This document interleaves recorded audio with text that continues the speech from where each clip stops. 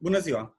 Numele meu este Adrian Lăzărescu, iar în prezent sunt cercetător științific la NCD Urban Incerc, sucursala Cluj-Napoca.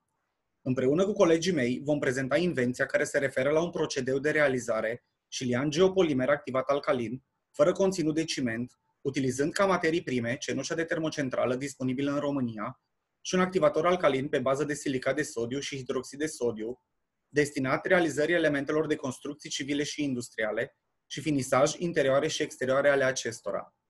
În urma procedeului, se obține un material inovativ, liantul geopolimer propriu-zis, sub formă de pastă, respectiv produs întărit după parcurgerea etapei de tratament termic inclus în acesta.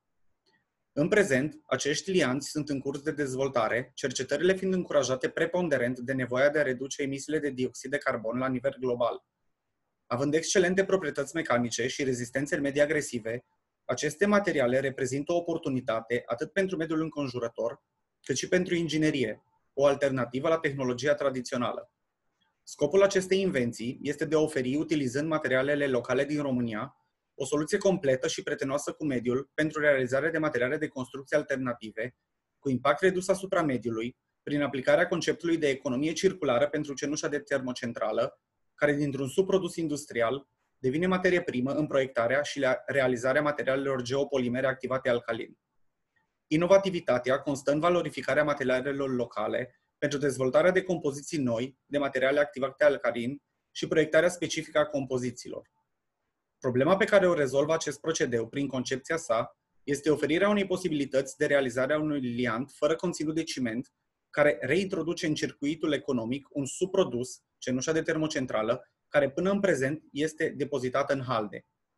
Prezenta cercetare este fundamental motivată pe necesitatea identificată atât la nivel global, cât și la nivel național, de a implementa principiile unei dezvoltări durabile, cu consum sustenabil a resurselor, de valorificarea deșeurilor existente și prevenția generării unora noi, în contextul ecologic mondial de reducere drastică a efectelor cu caracter nociv, referitor la poluare.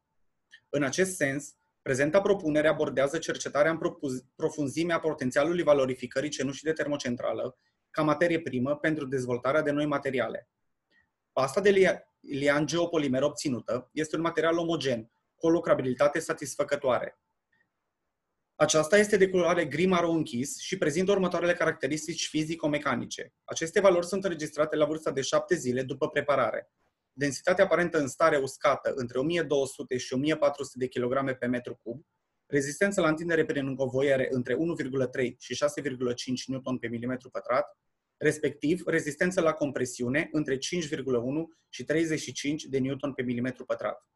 Toate aceste caracteristici fizico-mecanice variază în funcție de tipul și caracteristicile cenușii de termocentrală, concentrația molară a soluției de hidroxid de sodiu, raportul masei dintre soluțiile activatorului alcalin, precum și raportul masei dintre activator și cenușa de termocentrală, dar și temperatura și durata tratamentului termic. Prezenta cercetare face obiectul unei cereri de brevet de invenție cu numărul 500 din anul 2019, iar revendicările propuse fac referire la procedeul de realizare și liantul geopolimer alcalin fără conținut de ciment, precum și liantul geopolimer propus prin acest procedeu. Vă mulțumesc pentru atenție.